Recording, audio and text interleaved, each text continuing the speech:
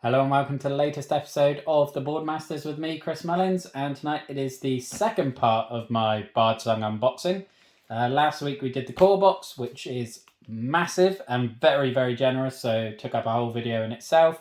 Tonight I will be going through the add-ons, the various add-ons, the gameplay add-ons, the cosmetics, and so let's crack on. There will be timestamps below generally in terms of the three sections, because I was going to do the gameplay add-ons and then the cosmetics, and that's generally the structure I will follow, but I am going to take a look at this neoprene mat first, just because it seems more logical to get this massive thing on the table and then I can put everything else on top of it.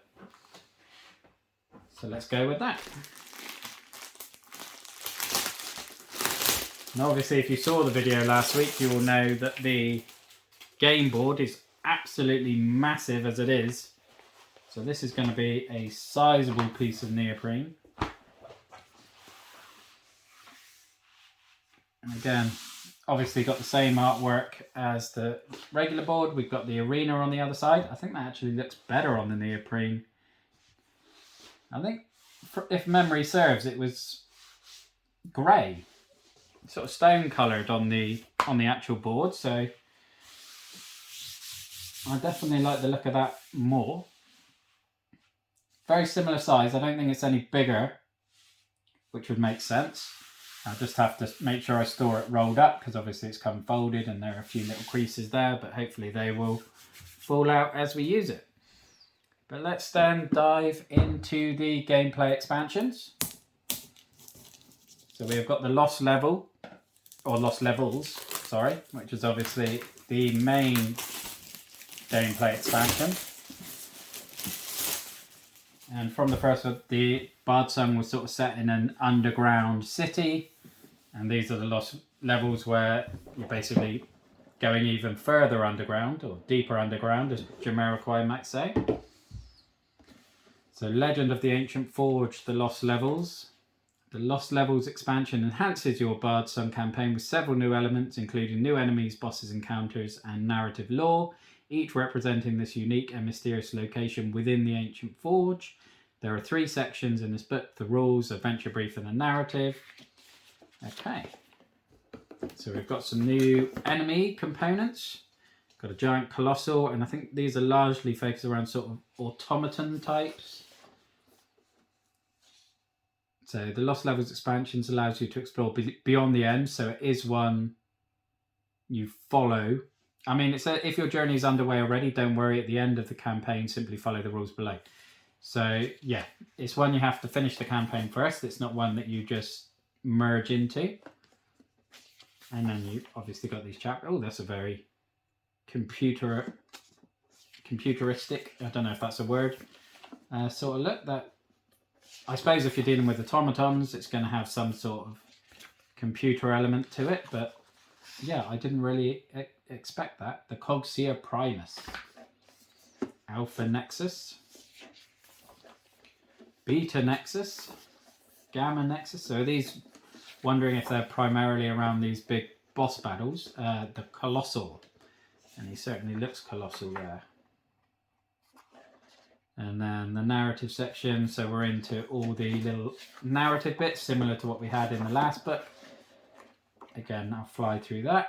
And you've got your campaign tracker, campaign ending. I'm going to skip through most of that because, again, I haven't even started the standard campaign yet, let alone looking at the narrative for the expansion. Okay, no, nothing else in the box. Always worth a check. And they've sellotaped this one just to trick me.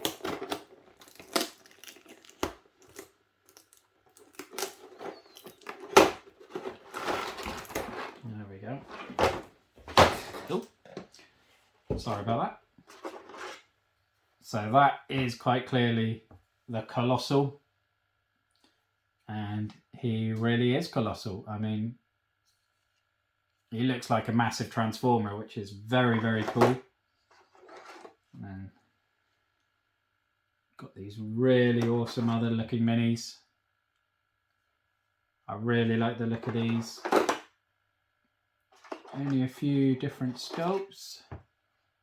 I really like this sort of double-ended spear, and that one almost looks like it's got an Iron Man gauntlet or something. Very cool. Is this the Cogseer? I really like the design of that one. That's really interesting. Some cards here. If I can get in. There we go.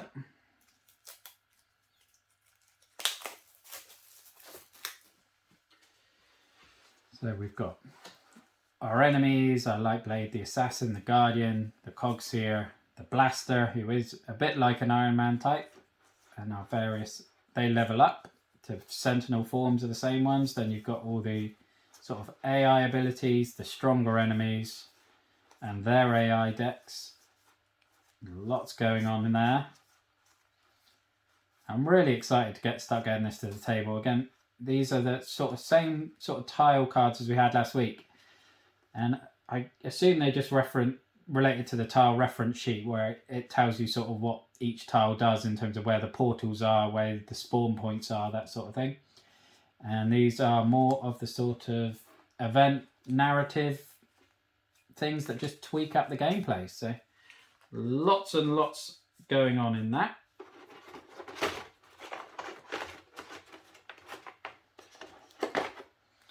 And then we got another little deck of cards, which I assume is going to be more treasures and gear and things, because it's the same size as those cards from the core box.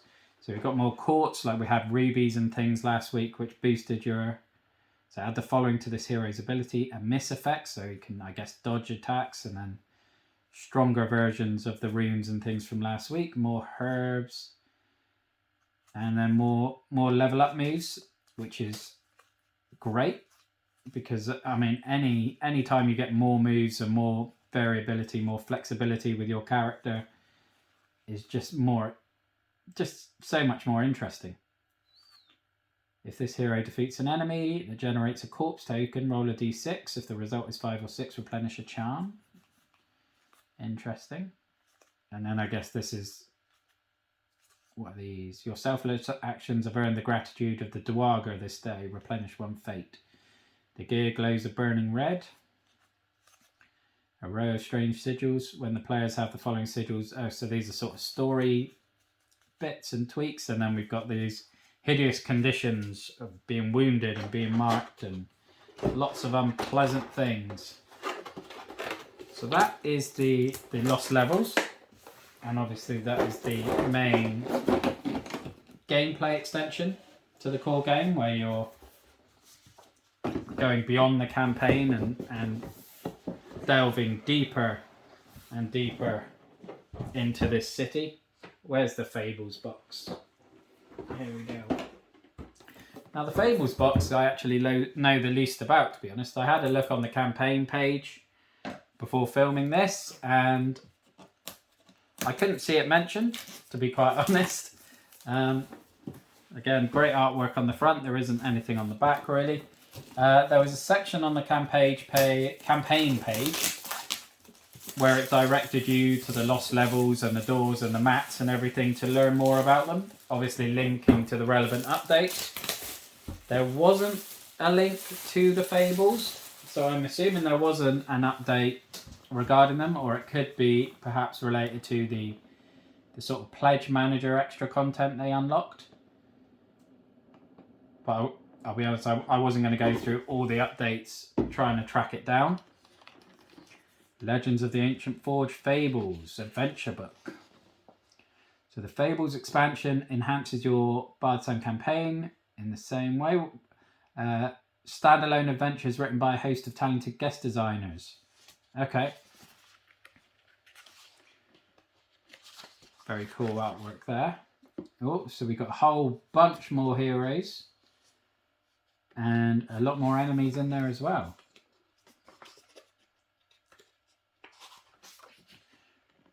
So, Fables adds new elements, enhancing your experience. If your journey's underway, you'll be fine to carry on without restarting. Simply add these elements as you go. Okay, so unlike the Lost Levels, which is a narrative expansion beyond, this is something you can mix in. and includes several new enemy models. Okay. So yeah, you can just weave this all into your existing campaign.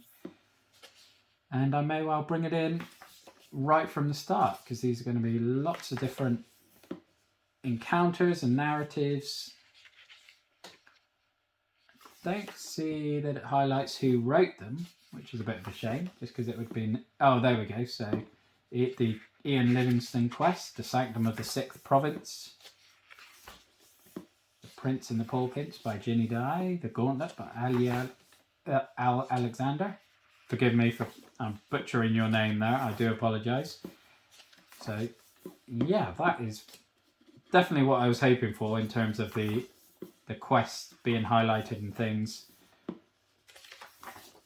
I don't know if they are then throughout the campaign as well. I hope they are. And these are again the extra lore and things on the enemies. King Wingnut, the Ascended King. Very nice. Love the artwork in there. And then we go into the narrative section again. Is this another one they sellotape to try and confuse me? They have indeed, but their dastardly trick failed this time. Fool me once, shame on me. Okay, so we've got our big centaur with his hawk companion. And very Game of Thrones like blade. I cannot remember the Khal Drogo's people off the top of my head. She's very cute. And that's that very awesome looking monk type lizard that was inside the front of the book. An archer. We've got an archer. I'm sold already. We've got a bard with his flowing cape and his lute. Hopefully not as the sort of stereotypical bard from Dungeons and Dragons. I don't need that horniness in my campaign. That is an impressive axe right there. That's going to cleave some skulls. And then another big impressive weapon. Almost like a Final Fantasy type sword, that one. Although I suppose when you get into this sort of fantasy, they all kind of look Final Fantasy type. Because Final Fantasy is not exactly innovative at times, is it? I'm assuming that's an evil dwarf then, which is interesting. Kind of thought that looked like Skeletor for a minute, but on closer inspection, he does actually have a human face. Very cool little, again, I'm guessing dwarf with a Mohican with some big cleavers.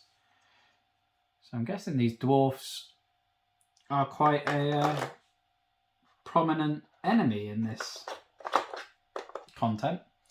Got a goblin with a lantern and a dagger. That's very cool looking. And then one... Oh, an evil goblin archer. I don't want archers on the other side. Some more impressive axe work there. And that guy looks very similar to the ninja in the core box. I'm sure it's slightly different, but... What have we got here? Looks kind of like the automatons from the Lost Levels expansion. And he is just a Hulk, basically. Looks like the Hulk in Hulkbuster armor. And the last one in there, oh, he looks bizarre. I can't even make out any sort of face on there. Absolutely strange. Awesome looking sword though.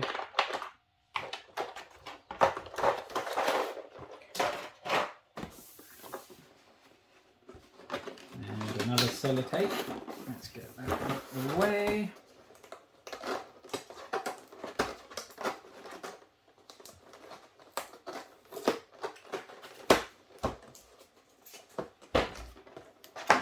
Oh, is this the first player marker or something?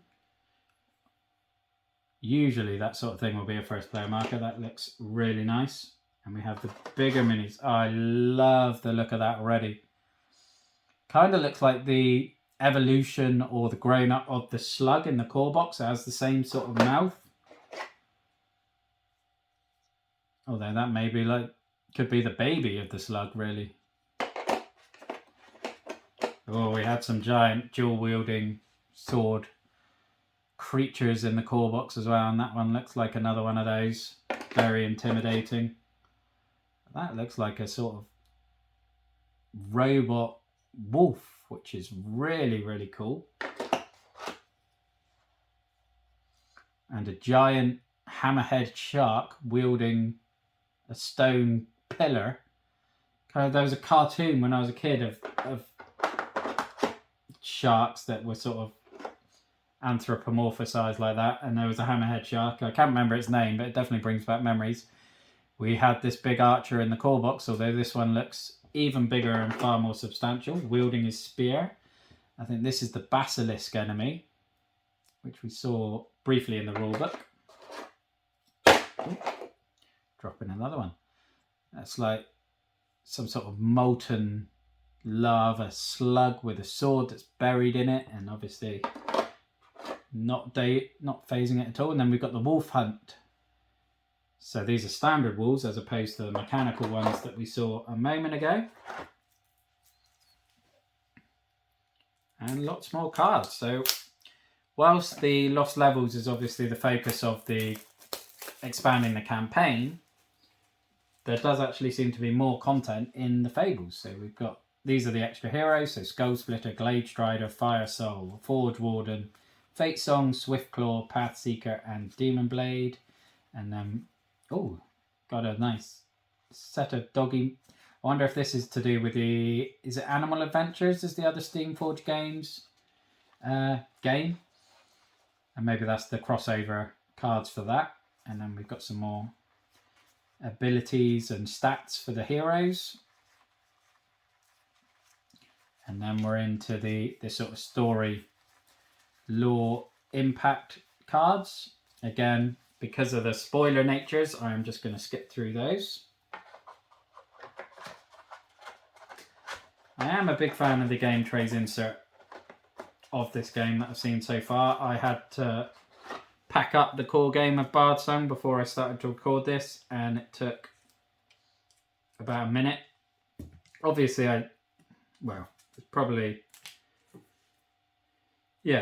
lacking in context because it's not like I had the box out playing a game. I just had all the contents out from the unboxing video, and so it's always going to be a bit quicker than tidying away an actual game and making sure your player boards are together and things.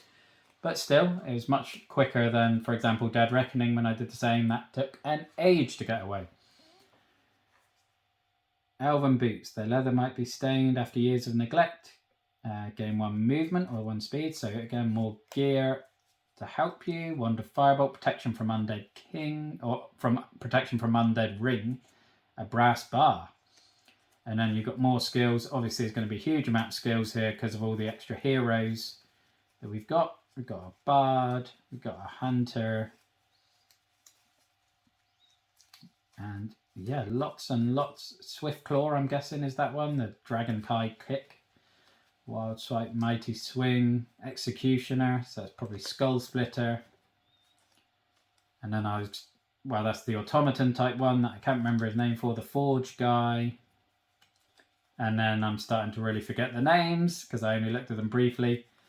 But even so, lots and lots of skills, lots of awesome looking gear there, Sacred Loots, Cloudwalker Oils, Ranger Bows, Wayfarer Bracers.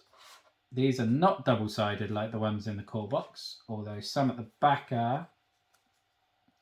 Like Dagda's Band, that is double-sided, the Soul Reaper isn't.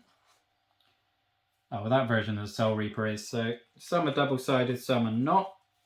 I guess as they level up or maybe get enchanted or something. And then these are going to be, I guess, the enemies from this box, of which there are a number. Again, love the design of these enemies. Am I starting the wrong? There we go. So the Wolf Pack, the Goblin Thief, the Predator, very much an animatronic wolf. Effervescent Ooze with skulls and bones and weapons coming out. Blitzer, the Cloaker, the Grell, Kobold Spearman. Very, very awesome looking. Bear Cavalry Orc Warriors. Goblin Frog Chewer. Oh, he sounds lovely. Frog Rider. Snake Priest, Wraiths, Temple Guards. Again, There obviously aren't minis for all of these. So I'm assuming... Oh, cave shark. That is very cool. So it's like a rock hammerhead shark that you have to proxy some of them, which I think I read somewhere. I mean, I may be wrong. I may be underestimating the number of minis, because I suppose there are a bunch in there as well. Witch. I don't remember seeing a witch though. Or unless they're in the core box. Because I know there's giant spiders in the core box, for example.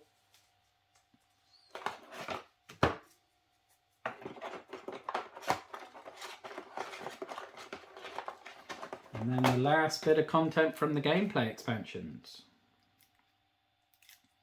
which I probably won't even be able to look at much because I see in the back of it, I think it's a bunch more narrative cards, events and whatnot, because as you can see, they are labelled on the back. Okay, so these are kobold, the sort of gear that you keep in your inventory, I guess maybe as part of a quest, and a curse that you'll keep in this quest. So updated encounter tables. So these are things that are going to have more direct influence on you as a player. When this hero makes an attack against the cave shark, they may discard the card to increase the range of the attack to 2. Okay. So yeah, they're just going to impact everything. Lots and lots of good stuff. And I suppose next week I'm not really sure what I'm going to be unboxing at this point, to be quite honest. I know Canvas and Canvas Reflections has been dispatched, as has Cellulose. So I'm hoping one or both of those will arrive in time for next Thursday so I can get it filmed and edited and uploaded for you all. But if not, then there may be a gap next Thursday, there may be a week off or something, but I will hopefully get them. What have I got on this side? Let's start. So we're into the cosmetics now. We've got the 3D doors.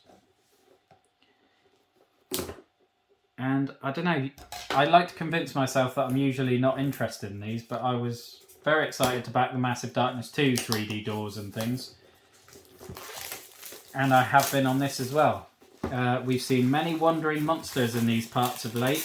What better way to keep them at bay than with this fine set of doors? I think anything... I don't have any interest really in cosmetics that... I don't know how to explain it. If it's on the board and it adds to the table presence, then generally I'm going to want it. If it's just dice or whatnot, then no, I don't really care. No, more sellotape.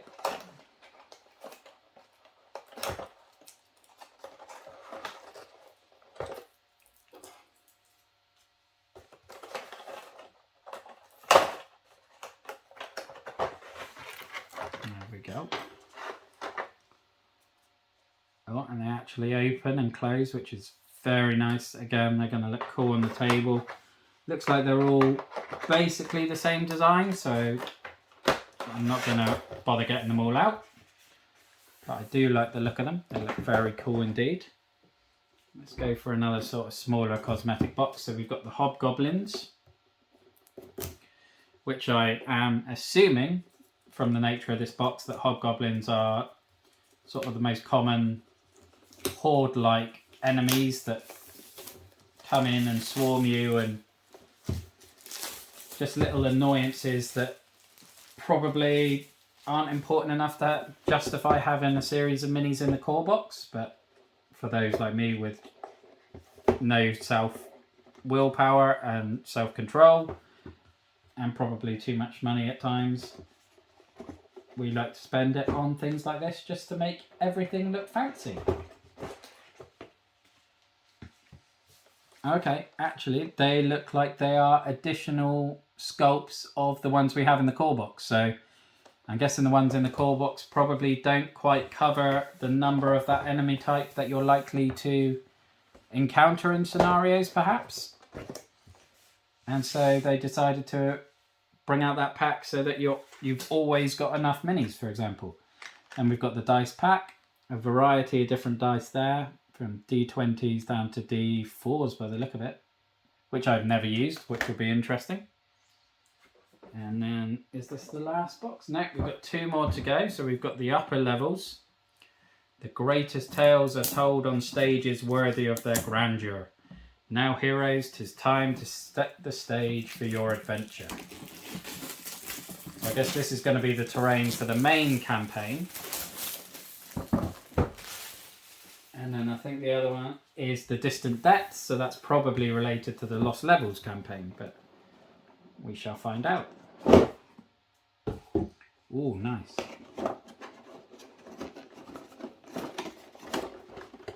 Oh yeah, they have sellotaped it, but they've sellotaped it on the other edge, so they did trick me this time. They've gone on the sides, but now they're top and bottom. Okay, so we've got a portcullis. Obviously that's not going to go up and down because that wouldn't make much sense. These sort of wardrobes or secret doors or portals or something. Broken columns and pillars, which are going to look really cool. A variety of different sort of staircases, very grand central staircase, and then a curved tower type, and then various little levers and campfires, barrels, and just treasure chests and things. Again, nothing vital, like the entrance to a sewer there. Nothing that you need at all to play the game, but just various little bits to make it look a bit fancy if you want them. And I certainly do want them. Because once they're all out on the table, it should look very, very cool. And we are now into the Distant Depths. To truly immerse oneself in a story, one must first set the scene, and when that story requires entering an exotic underground realm inhabited by strange creatures, one might expect to encounter more unusual terrain. So I like the fact they even went to the hassle of putting a bit of flavour text on some of these cosmetic ones. And there is some very exotic looking terrain there. Where have they put the sellotape on this one? Top and bottom again. Mixing it up for the expansions just to try and mess with me.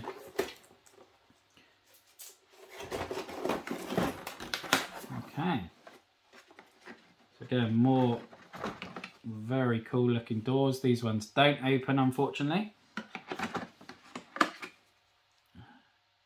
Not entirely sure what that, just some rubble area. Like a bellows and a forge of some kind. A whole series of these like almost like planet-like craters and things, and or skulls. Probably related to the oozes that have them all. Then we've got crumbling walls covered in vines. I wonder if that's supposed to be like related to a hangman's noose or something, or if it is just a pole. Oh, some is it? Never get it right. Stalactites or stalagmites. I'm not sure which one. I suppose it could be either, if you wanted to suspend it, as opposed to having it coming up. So I'm right to an extent. It can be one of either. And then you've got all these little fungal mushrooms growing out of things.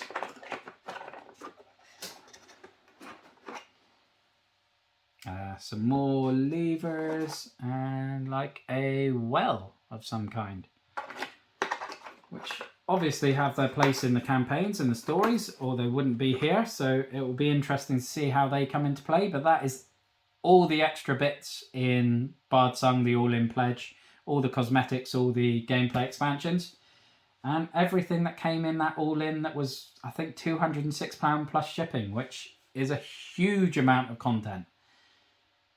I'm still a bit gobsmacked at how much game there is for the price for this one. It is very impressive, but that is in quantity. I don't know the quality yet because I haven't actually played the game, but hopefully we'll find out soon. But that's it for this video, so thank you for watching. Look after yourself, stay safe, and have a good one. Bye bye now.